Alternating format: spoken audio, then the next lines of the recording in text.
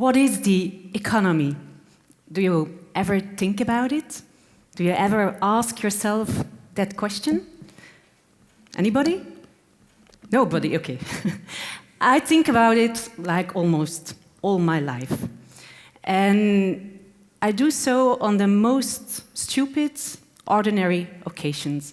For example, I'm in a supermarket on a busy Friday evening in the winter, and there I'm standing with 2 kiwis in my hand. One, an ordinary one from Italy, and the other, an organic one from New Zealand. And those 2 kiwis, they remind me of an economic system that we all seem to accept as logic and even as natural, but that isn't logic at all. Because why do we need to eat kiwis in the winter? And how can you call a kiwi organic when it has just traveled for over 10,000 miles by plane? And it made me think of my grandfather. He was a farmer in the polder. And the polder, it's the best soil of Belgium. And he had fields full of potatoes, weeds, beans. He had an orchard behind his farm, and the pigs were running under the tree. He never ate a kiwi in his life. And when he died, the way he farmed died with him, because it wasn't cost-effective anymore. He was a farmer of the past. And then my uncle came. And my uncle, he was called a farmer of the future, because he built big pig stables on that fertile soils. Because pigs were more cost-effective. And the return on investment for pigs was much higher. And there was a huge export market. My uncle thought big with his pigs. And he was called a smart farmer. Because that's our system, that's our economical system. We raise pigs on the most fertile soil. We don't feed them from the land, no. We feed them with soya from Brazil and Argentina, and then we sell the meat to Russia or China or back to Argentina, and we are left with the shit of the pigs. A lot of shit. Too much shit, in fact. And I remember myself as a kid asking my mother, where did the potatoes go? And the fruit trees? And why are those stables so big? And why do the pigs never come out of that stable unless they're dead? My dear, my mother said, that's the economy. What is the economy? I asked. She sighed, tapped me on the shoulder, and said, it is what it is. It is what it is? Really? What? It's the most useless answer ever. It is what it is. So, my oldest son, he has the same age as I had when I asked my mother the what is the economy question. And he doesn't bother too much about those things. He's more interested like in the life cycle of zombies. But anyway, I decided to be prepared. The moment he asks me, Mom, what is the economy? I tell him that we are the economy.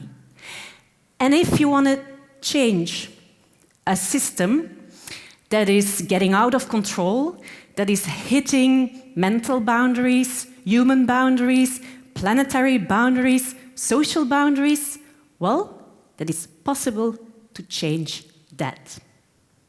But of course, I'm a very responsible parent, and I'm not giving my kids any answers that aren't founded on reality and research.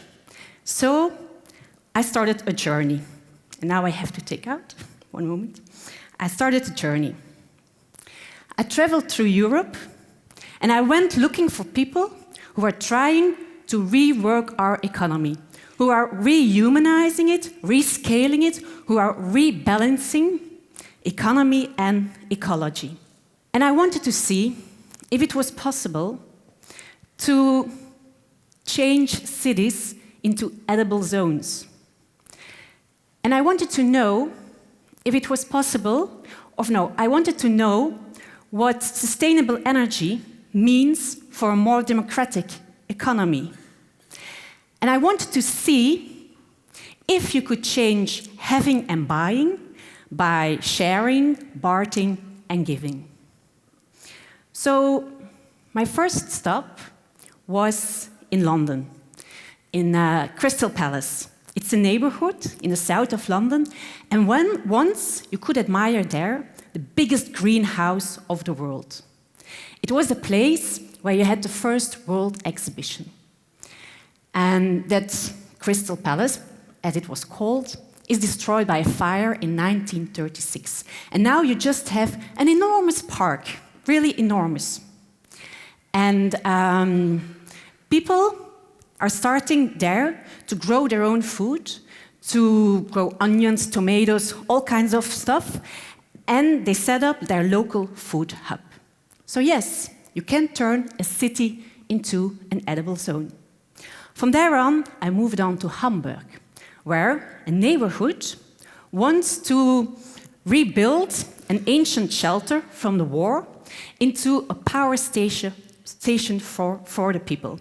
Like they want to make a biogas plant, which they will feed with the green waste from the parks, and it will heat Hamburg. And that's a way to use sustainable energy to make a more democratic economy. And then I moved to Barcelona.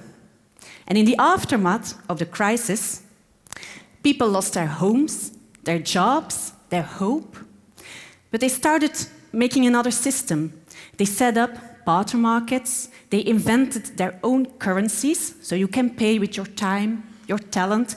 They even made alternative banknotes. And Barcelona became a sharing city that invested in the local economy. So yes, it is possible to replace having and buying by sharing, bartering, and giving.